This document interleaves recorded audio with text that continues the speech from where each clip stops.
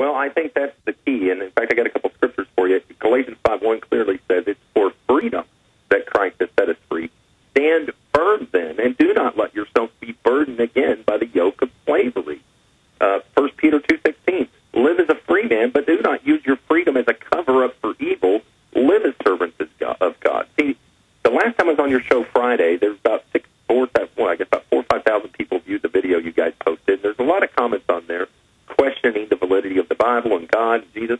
And I don't blame people for thinking that. I used to think that my whole life, because I would see the hypocrisy in the church, and I would say, wow, if that's what a Christian is, that's the last thing I want to be.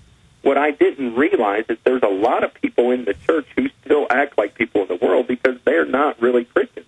I can say I'm a millionaire, but it doesn't make me a millionaire. I can say I'm a Christian, but it doesn't make me a Christian. If people truly knew who Christ was, what he stood for, and what he was really all about, they would not sit apathetically by while people vote about no prayer in school or no Ten Commandments on public property or abortion. But that's my point, is the new Christianoid religion is about loving corruption, serving evil, dressing up, driving fancy cars, being glitter bugs. Right. It's like this, Alex. What you see on TV is not true Christianity. They say, come to Christ. He'll give you health, wealth, and prosperity, right? He'll make you have a great life. In fact, I often use an example of two passengers on an airplane. If I go to a guy on an airplane and say, hey, put this parachute on, it's really going to improve your flight. You're going to have peace and joy and happiness. Man, it's going to be the greatest flight of your life.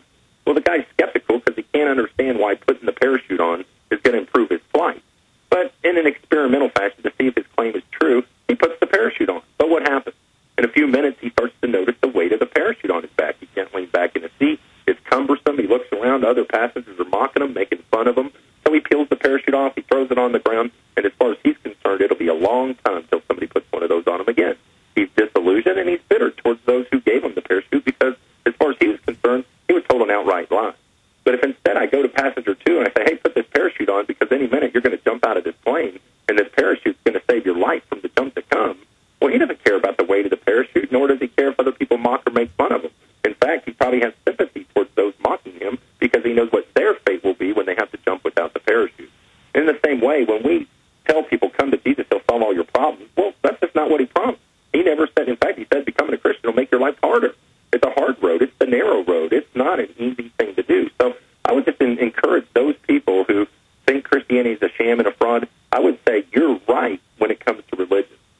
Jesus hated religion. He stood up to all the religious leaders of the day, called them sons of hell, brood of vipers, hypocrites, and so on, because they were bogged down into the law and the letter of law. They loved their power. They loved the praise of men more than the praise of God. So they didn't care about whether Jesus was fulfilling hundreds of prophecies right before their eyes. They didn't care he was performing miracles and so on. They just would try to dismiss it because they wanted to hang on to their control and their power and their money. It's the love of money is the root of all evil. So to get back to your original And the one question, time Christ got mad was with the money changers. Tell folks that story. Well, the bottom line is that, you know, when he came in and he turned over those money changers in the temple, their tables, okay, notice he didn't do it to everybody that was in the temple selling their wares. It wasn't about them selling wares in the temple, as most people would probably believe. No, it was because they turned the house of God into a den of thieves. These guys were the bankers of the day. They were the Federal Reserve of the day, and they had a monopoly on the coins that Jews could use to exchange for the perfect, spotless lamb to make their sacrifice. So, you know, they would, you know, hike up the price and the exchange rate on that because they knew they had the only coin that didn't have a face of an emperor or some other political leader, and that's the only coin that Jews would use to buy the spotless lamb to make the sacrifice. And, of course, they turned the house of God into a den of thieves. So, once again, the love of money is the root of all evil. And to get back to the original question, really the answer, setting God aside for a second, because obviously if my people who are called by my name would humble themselves and pray, turn from their wicked ways, God would hear our prayers from heaven and he'd heal our land. But because, you know, setting that aside, it's the banker. You know, I think Ron Paul's on the right, and we need to, you know, get on board with that and push for an audit of the Fed. Once those books are revealed and we see the trillions of dollars they've stolen from the American people, hey, maybe people would then wake up, they'd abolish the Fed, and we'd have an honest monetary system again. Exactly. Look how far we've come from almost no one knowing about the Federal Reserve being the real power to the majority of Americans in Gallup polls saying, we know it's bad, let's abolish it, let's at least audit it. We are seeing major movement.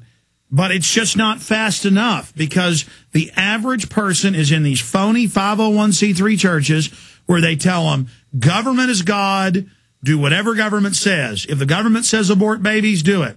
If the government says go to war, do it. If the government says, you know, do all of these things, do it. But the entire Bible is the opposite of that. Well, once again, they stand under the false interpretation of Romans 13, and they say, oh, you got to submit to the governing authorities. In fact, there's a gentleman I'd introduce you to by the name of Marshall Foster. I don't know if you've ever heard of him, but he's world-renowned. He's a great scholar and constitutionalist, and he understands why it's so important for Christians, the church in particular, and like me, he blames everything that's going on in the world today on the church. If the Christian would rise up and stand up for what's good and what's true and what's right, we wouldn't have all these issues today. We would demand accountability. We demand transparency. We would ask questions, demand answers, and we would hold our politicians accountable. But like sheep to the slaughter, man, they're just led. They just follow, and they don't ever question what that pastor says. You know why? Because they don't ever read the Bible themselves. If they take the time and pursue the truth would set them free. But they don't. Well, I just want to add that the groups promoting the atheist, there are a lot of atheists who are legitimately atheists or agnostics, but every time I study the groups that fund and run the atheist, they're not atheists, they're occultist.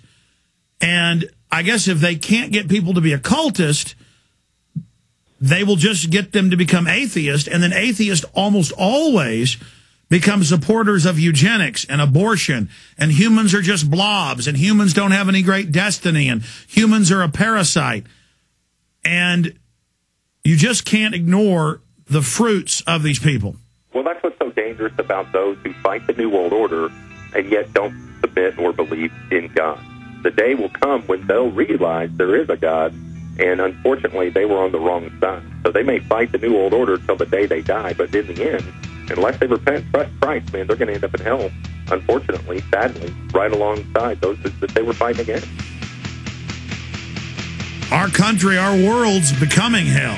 Everywhere the globalists take over, we have hell on earth.